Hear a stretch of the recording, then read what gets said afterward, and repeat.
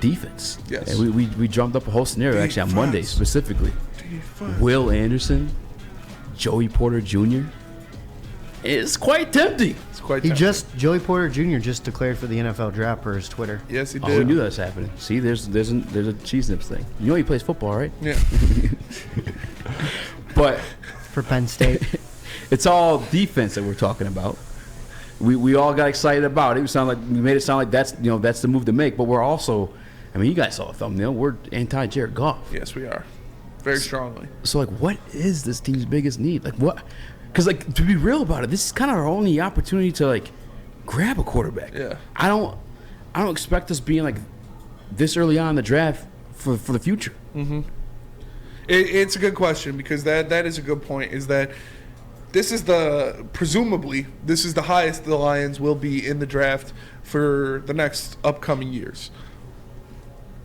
Regardless, or unless something catastrophic happens, this is the highest the Lions will be in the draft for a while. But it's hard for me to say because I'm out on C.J. Stroud. I'm out on C.J. Stroud completely. Completely. And if Bryce Young's gone and it's just C.J. Stroud or Will Levis, I'm taking a defensive player. Whether that be Will Anderson, preferably Jalen Carter, equally as preferably. If it's one of those guys and they're there, that's who I'm taking if I'm Brett Holmes because I do think the defense needs a lot of help.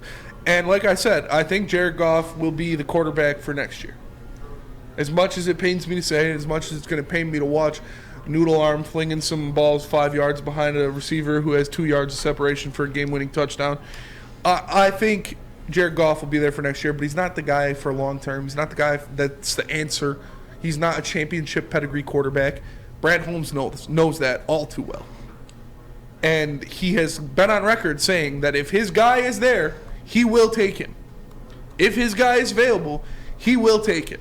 So if that means his guy is Hendon Hooker, or his guy is Anthony Richardson, or his guy is somebody else that's not in that first round, I'm cool.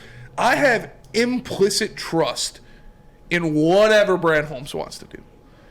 Brad Holmes is a lot smarter than me. Brad Holmes knows football a lot better than me, and Brad Holmes can identify talent a lot better than me.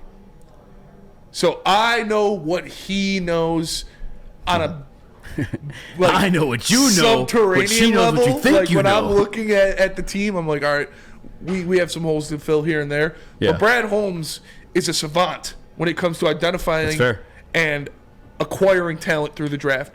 So I am completely implicit to whatever he wants to do. I assume they're going to go defense. That's what I've been saying all year.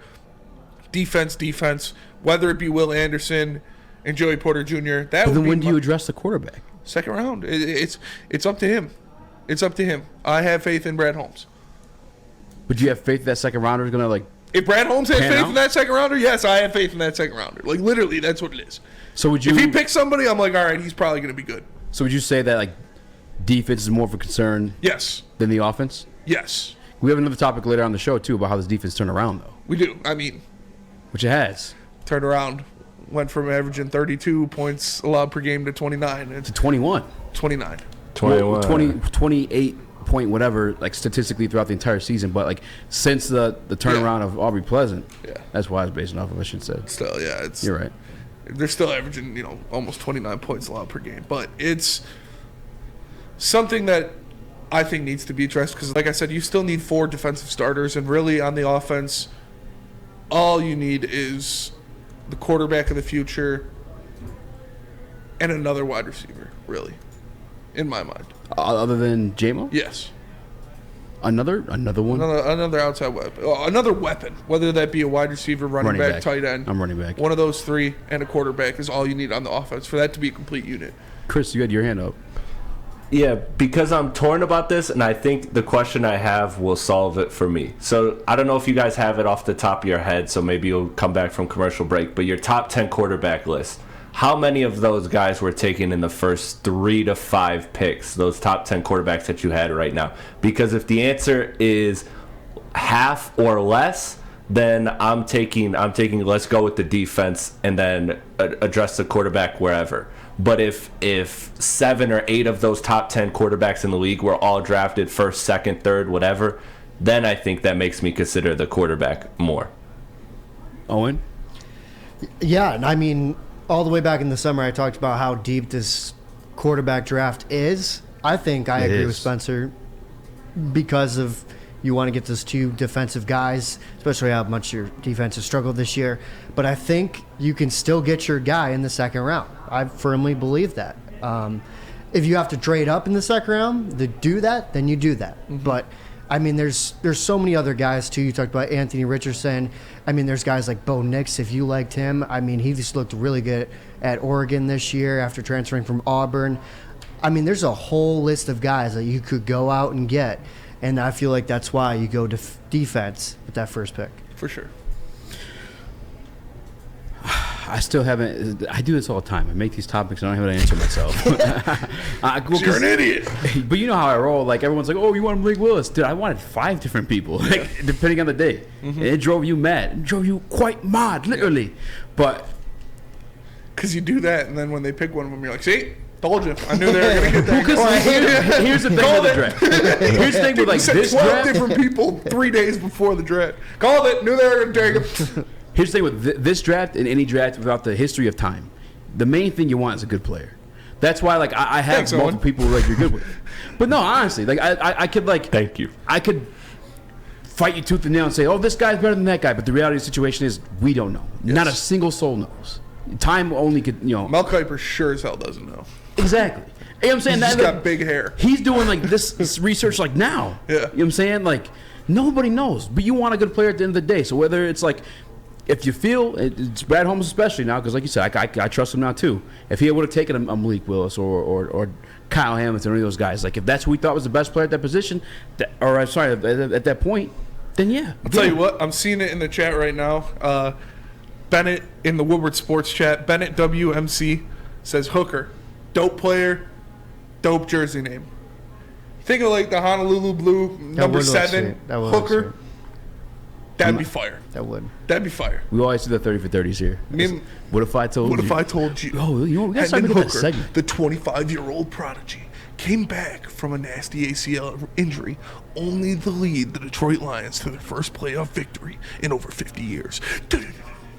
It's crazy to be talking draft right now, but at the same time, it's not, because we're fortunate enough as Detroit Lions fans that they have 2 picks within this first round. Obviously, they're still technically in contention for the playoffs, while also having the Rams, you know, possibly landing with a top 3 pick.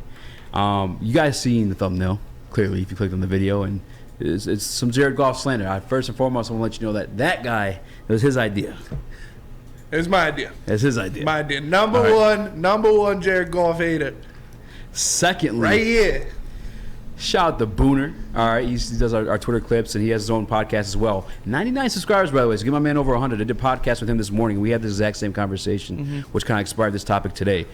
And he brought up a name that made it interesting for me with the pick 3 to go defense with Will Anderson or Jalen Carter. I would love to have either one of those guys. Yes. Because, to be honest with you, Will Levis, with pick 13, we actually have a mock draft, if you want, from Tankathon. Yeah, he's actually projected, and by the way, I had to split it so that's easier to read. But here's the top half. So this is the top half of it. CJ Stroud. Yeah, I don't like that already. Yeah, that's what they got, and then they had later in the mock draft at 13 taking Cam Smith, the cornerback. Yeah, no. See, but look at who's right behind Cam Smith. Yeah. So and don't forget we had 2 second-round picks. Right above as well, yeah. But if you really want to address the quarterback position, if it's still, like, that big of a need for you, because I truly believe we are never going to contend for a championship with Jared Goff as our starting quarterback of this football team. We may win 10 games, we may see the playoffs, but you're not winning a championship with it. Matter of fact, I would guarantee almost any amount of money. I do it every single season when the season starts. Detroit Lions aren't winning the Super Bowl. Retweet anyone, and then I'll give you guys $100 because it's not going to happen. I bring up if you guys are new to the show, I'll bring up this statistic every single day.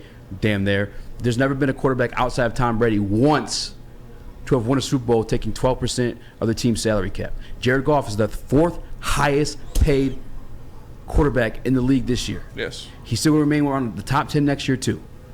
It's just not going to happen with him. So I do think if you want to address the future, you do kind of have to address the quarterback position. Now, I'm with you. I'm sold on you a little bit, too. We were talking about, Anthony Richardson and possibly Hendon Hooker. Hendon Hooker a little bit less because you got the ACL injury now, too. He's already 25. So by the time he's actually ready to hit the field, as we discussed 2 weeks ago, he's going to be like 26 and still like inexperienced. Like, how much longer are we banking on that situation, Although, he looked damn good. He did. Looked damn good. But I'm not sold on Will Levis as a prospect. I hate that people comparing him to Josh Allen. I think that's ridiculous. Josh Allen is a unicorn. I've never seen a Josh Allen in my lifetime. This man stiff arm Bobby Wagner week 1 at the goal line. Yes. At the quarterback position. Dunked on him. Yeah. Will Levis, 6'3", 200-some pounds.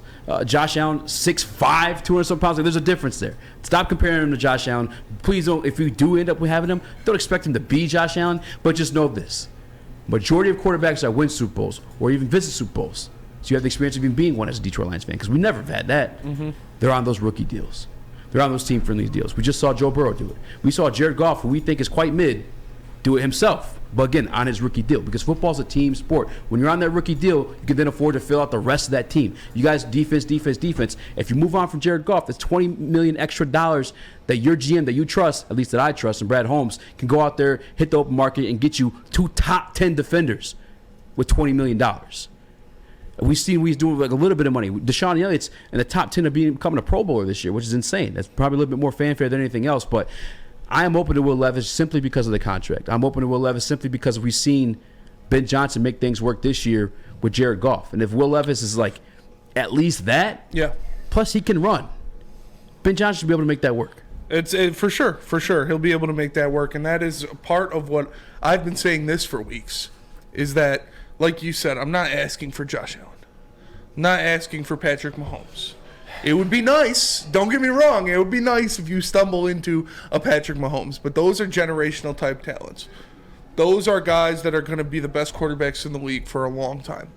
That's not what you can hope for coming out of a draft, but what you can do is ask for someone with an elite ability, whether that be athleticism, whether that be arm strength, whether that be pocket presence, the ability to make multiple reads and make a decision. Jared Goff does not have that. He does not have an elite arm. Definitely doesn't have elite athleticism. He's a one-read quarterback, and his pocket presence is lacking. All of that combined does not add up to a $30 million a year quarterback. It does not.